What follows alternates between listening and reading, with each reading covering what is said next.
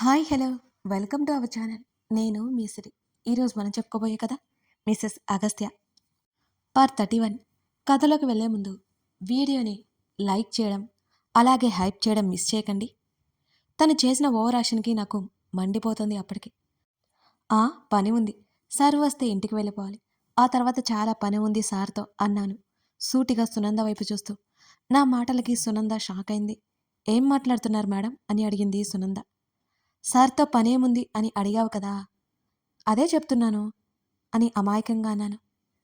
Madam అని తడబడుతుంటే, ఇంకొకసారి సర్ని గాని చూశావో నీ గుడ్లు పీకేస్తా అన్నాను కోపంగా. నా మాట కోపం వచ్చింది సునందికి.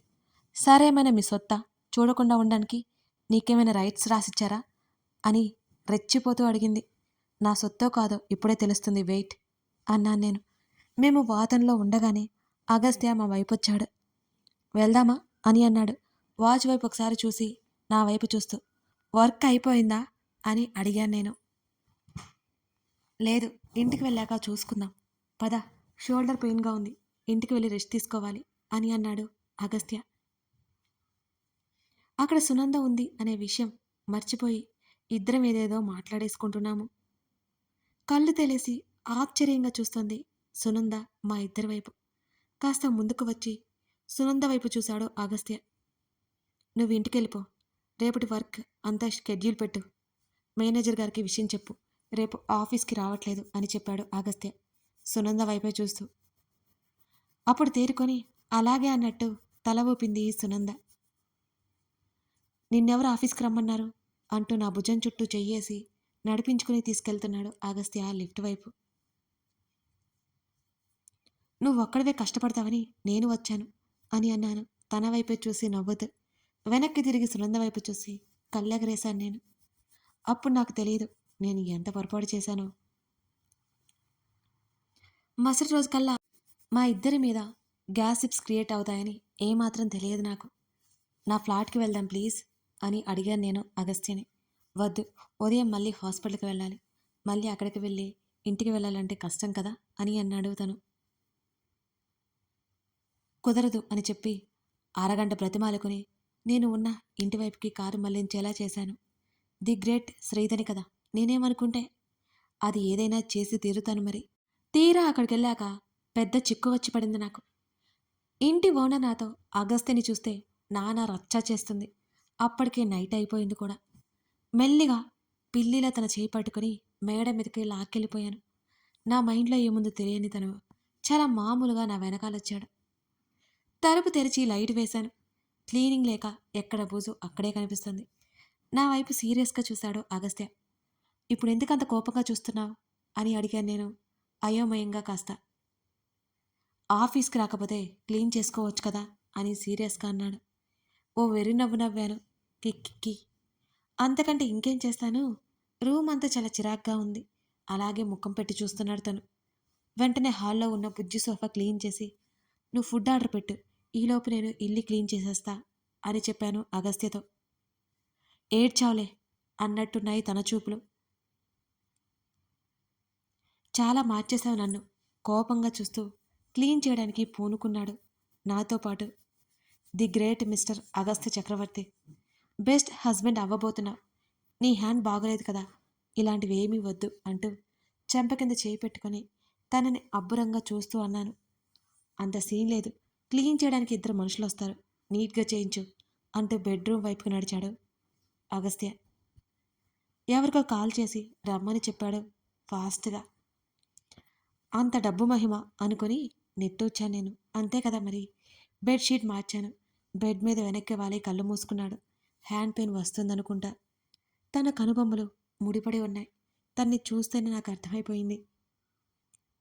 తన తల దగ్గర కూర్చొని జుట్టులోకి వేలు పెట్టి నిమురుతూ ఉంటే ముడిపడ్డ తన కనుబొమ్మలు దూరమయ్యాయి. నా వడిలో తల పెట్టుకుని కళ్ళు మూసుకున్నాడు. మెల్లిగా నిద్రలోకి జారుకున్నాడు. దిండు మీదకి తన తలని చేర్చి అక్కడి నుంచి బయటకు వచ్చేదాన్ని నేను. మరో 10 నిమిషాల్లో ఇద్దరు వచ్చారు. ఫాస్ట్గా క్లీన్ చేయించాను.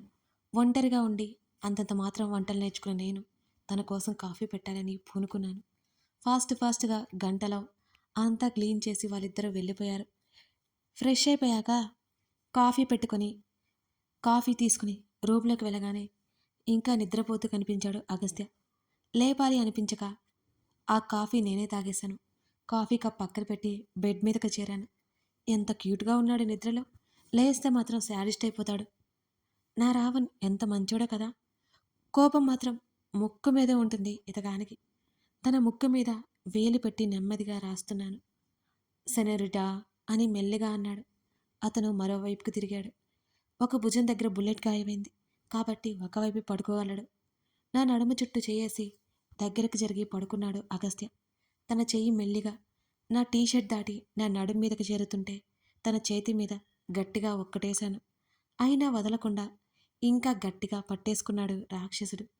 చేసింది చాలు కానీ మర్యాదగా లేవండి మాస్టారు అన్నాను చిరుకోపం చూపుతూ. బావుందిలా అన్నాడు నా నడుముకేసి ముఖాన్ని రుద్దేస్తూ. గిలిగింతలు పుట్టేసి తన్ని విడిపించుకోవడానికి శతవిధాలుగా ప్రయత్నించాను నేను. నేను అటు ఇటు కదలడం వల్ల తన చేతికి తగిలి నొప్పి పెట్టిందనుకుంటా. మెల్లిగా దూరం జరిగాడు. కాఫీ తీసుకురానా అని అడిగాను తన నుదుటి మీద ముద్దు పెట్టుకుని. అంటూ లేచి కూర్చుని తాగొచ్చా కాఫీ, ఏం ప్రాబ్లం రాదు కదా అంటూ కళ్ళెగరేశాడు. కోపంగా చూస్తాను తన వైపు. నేనే పెట్టుకున్నానులే అన్నాడు తను బెడ్ మీద నుంచి దిగుతూ. ఓవర్ యాక్షన్ చేయకండి మిస్టర్ అగస్త్య చక్రవర్తి గారు అంటూ వెటకారంగా చెప్పి అక్కడి నుంచి కిచెన్లోకి వెళ్ళి 10 నిమిషాల్లో కాఫీ పట్టుకొచ్చా నేను. ఆ కాఫీకి 20 మార్కులు ఇస్తానన్నాడు. కనీసం పాస్ మార్కులు కూడా ఇవ్వనని తన్ని చూస్తే నాకు పిచ్చ కోపం వచ్చేసింది. Next time better luck Mrs Agastya అని చిరునవ్వుతో అన్నాడు అతను. ఆ క్షణాల కోసం నేను ఎంతో ఇష్టంగా ఎదురు చూస్తున్నానో నాకు తెలుసు. చిన్నగా నవ్వాను తన మాటలకి. మిసెస్ అగస్త్యని ఎప్పుడవుతానో ఏమో నేను ఫ్రెష్ అవడానికి డ్రెస్ కావాలి అని అన్నాడు తను. నా తట్టా బుట్ట సెట్ చేసుకుని వచ్చేశాను కదా, నీ బట్టలు కూడా ఉన్నాయి అందులో అని నవ్వుతూ అన్నాను. బ్రతికించావు, లేకపోతే ఇంటికి వెళ్ళిపోయేవాణ్ణి అని అన్నాడు తను. ఒక్కరోజు స్నానం చేయకపోతే కొంపలేం మునిగిపోవులే, హైదరాబాద్ నగరంకి కరువు రాదు అన్నాను తల తిక్కగా మాట్లాడుతూ, తనని ఇంకాస్త ఇరిటేట్ చేస్తూ. చిచి అన్నాడు నా మాటలకి. ఎందుకట అంత చిరాకు బాబు తమరికి? అయినా నేను ఏదీ మర్చిపోలేదు. రాక్షసుడా, నా చేత సాయంత్రం వరకు పని చేయించేవాడివి నువ్వు.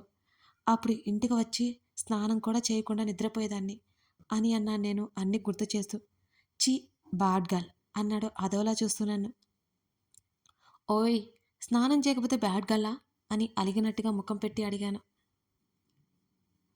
అవును, ఇంకోసారి స్నానం చేయడానికి స్కిప్ చేసావంటే చంపేస్తాను అని బెదిరించాడు దుర్మార్గుడు. అదేమంత పెద్ద పాపమైనట్టు. మూతి తిప్పాను. 3 వంకలే. తను పడుకున్నాడని నేను ఫుడ్ ఆర్డర్ ఇచ్చాను, నాకు నచ్చినవి. ఇందులో ఫాట్ ఎక్కువ ఉంటుంది అన్నాడు నా వైపే సీరియస్గా చూస్తూ. ఒక్కరోజుకి ఏం కాదులే, తినవయ్యా బాబు అని అన్నాను నేను ఒకవైపు మేస్తూనే. నేను ఆర్డర్ ఇస్తాను కదా, విసుగ్గా అదే తినడం మొదలుపెట్టాడు.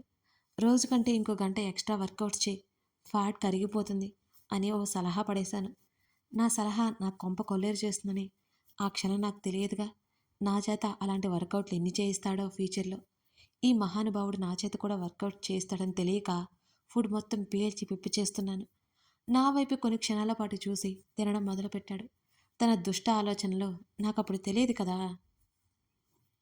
ఇద్దరు భోజనం చేసి బెడ్ ఎక్కేశాం. తానేమో తనతో పాటు తెచ్చుకున్న ల్యాప్టాప్ ముందేసుకుని కూర్చుని ఉన్నాడు. నేను హాయిగా గుర్రు పెట్టి బొజ్జున్నాను.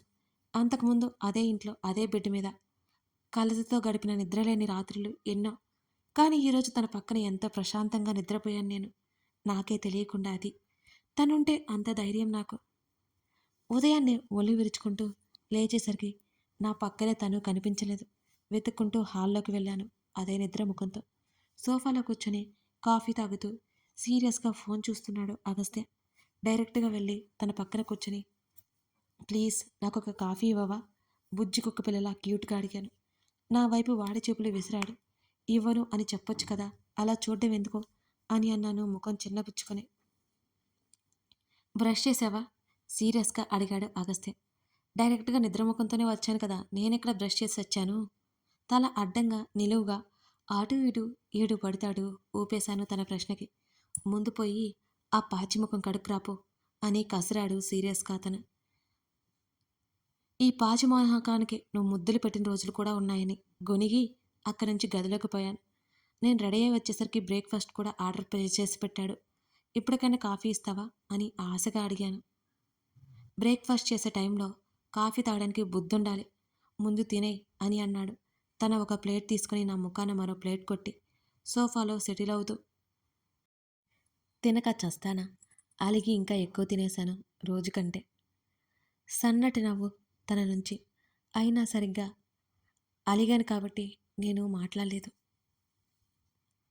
లేట్ అవుతుంది, హాస్పిటల్‌కి వెళ్దాం పదా అని అన్నాడు అగస్త్య. నేను సైలెంట్‌గా బ్యాగ్ తీసుకుని తనతో పాటు బయటకొచ్చాను. ఇంకా ఇక్కడే ఉండడం ఎందుకు? మీ విల్లాకి వెళ్ళొచ్చు కదా అని డ్రైవ్ చేస్తూనే సడన్‌గా అన్నాడు అగస్త్య. వద్దు. మా డాడీ పూర్తిగా సెట్ అయిన తర్వాత మేమిద్దరం కలిసి వెళ్తాం. అప్పటికి అంతా బాగు చేయించమని చెప్పాను అని అన్నాను నేను. ఇంకేం మాట్లాడలేదు తను.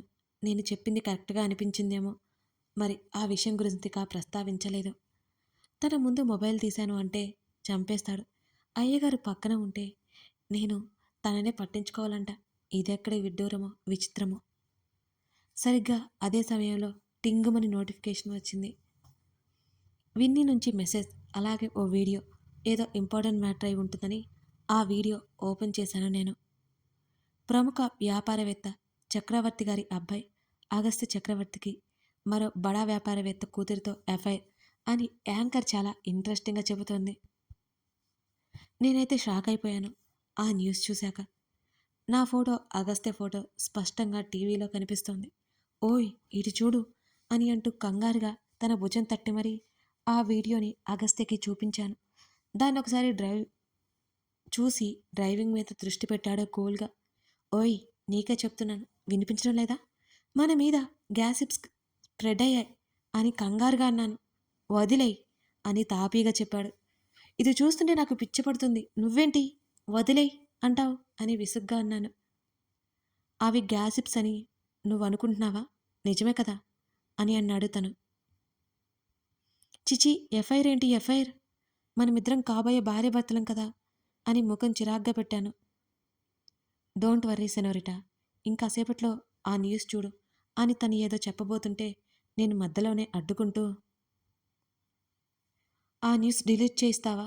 న్యూస్ చూసిన వాళ్ళందరూ అదే అనుకుంటారు కదా. మన ఆఫీస్లో కూడా రచ్చ రచ్చ అవుతుంది. అందరికీ తెలిసిపోతుంది కదా ఈ పాటికి. తల పట్టుకున్నాను నేను. నీకు అంత ఆత్రం ఆవేశం చాలా ఎక్కువ కదా అని సీరియస్గా చూస్తూ అన్నాడు అగస్త్య. ఇలాంటి చెత్త న్యూస్ చూస్తుంటే ఆత్రం ఆవేశం కాక ఇంకేం వస్తాయి? నాకైతే పిచ్చి కంగారుగా ఉంది అని చెప్పాను నేను. ఉదయం న్యూస్ని ఇప్పుడు చూస్తున్నావు నువ్వు అని అన్నాడు తను. ఆశ్చర్యంతో నోరు తెరిచి చూశాను. అంటే ఇది ఎప్పుడో వచ్చిందా అంటూ అడగగానే పెదవి విరిచి భుజాలు కదిలించాడు అగస్త్య. మరి నువ్వెందుకు అంత సైలెంట్గా ఉన్నావు ఇంత జరుగుతుంటే? మన గురించి అందరూ బ్యాడ్గా మాట్లాడుకుంటున్నారు అని ఏడుపు మొహం పెట్టి చూశాను.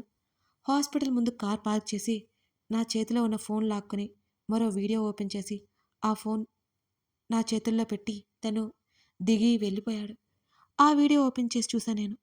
ఒక చిన్న ఫంక్షన్లో మా డాడీ, అగస్త్య వాళ్ళ డాడీ చక్రవర్తి అంకుల్ ఇద్దరు మా పెళ్లి గురించి అందరితో చెబుతున్న వీడియో అది. ఆ వీడియో చూడగానే పెదవుల మీద నవ్వొచ్చేసింది నాకు. అందరి నోళ్ళు మూతపడి ఉంటాయని అప్పటికి అర్థమైంది నాకు. ఎంతైనా నా ప్రవరాఖ్యుడు అన్నీ ముందుగానే ఆలోచించి పెట్టుకుంటాడు. సమస్య వస్తే ఆలోచించి దాన్ని పరిష్కరిస్తాడు తొందరపాటు లేకుండా. నేను కూడా అప్పటినుంచి ఆత్రం ఆవేశం తగ్గించుకోవాలి అని గట్టిగా నిర్ణయించుకొని వెనక్కి వెళ్ళాను. ఓ రేంజ్లో ట్రోల్ అయింది ఆ న్యూస్. కొంతమంది నన్ను చూసి గుసగుసలాడుకోవడం కూడా నాకు అర్థమైపోయింది. ఇప్పుడు నేను పెద్ద సెలబ్రిటీ అయిపోయినట్టే ఫీల్ అయిపోతున్నాను. కాస్త గర్వంగా మా డాడీ రూమ్ దగ్గరికి వెళ్ళాను నేను. ఆ న్యూస్ గురించి డాడీ, అగస్త్య మాట్లాడుకుంటున్నారు నేను వెళ్ళేసరికి. నాకు సర్జరీ అయిపోయిన వెంటనే మీ పెళ్లి జరగాలి అగస్త్య. నా బేబీ ఎవరి చేత మాటలు పడాల్సిన అవసరం రాకూడదు అని అన్నారు డాడీ చాలా సీరియస్గా. అలాగే చేద్దాం, ముందు మీరు కోలుకోండి అంకుల్ అని అన్నాడు అగస్త్య. Baby come. డాడీ చేతులు చాపగానే పరిగెత్తుకుంటూ వెళ్ళాను నేను. బేబీ అలాంటి న్యూస్ గురించి పట్టించుకోవద్దు సరేనా? పని పాట లేని వాళ్ళు బోల్డ్ అని రాస్తారు. అవి చూసి నువ్వు బాధపడొద్దు అని అన్నారు డాడీ. ఆ మాటకి నేను అగస్త్య వైపు చూశాను. కళ్ళెగరేశాడు నన్నే చూస్తూ తను. కథ కొనసాగుతుంది. కథ నచ్చితే లైక్ చేసి కామెంట్ చేయడం మర్చిపోకండి. ఇప్పుడు అగస్త్య శ్రీధ గురించి అందరికీ తెలిసింది కదా. నెక్స్ట్ అగస్త్య శ్రీధ పెళ్లి జరగబోతుందా లేక ఇంకేమైనా జరగబోతుందా తెలుసుకోవాలంటే ఈ కథను ఇంకా పూర్తిగా చూడాల్సిందే. కథ నచ్చితే లైక్ చేసి కామెంట్ చేయడం మర్చిపోకండి friends. Thank you for watching this video.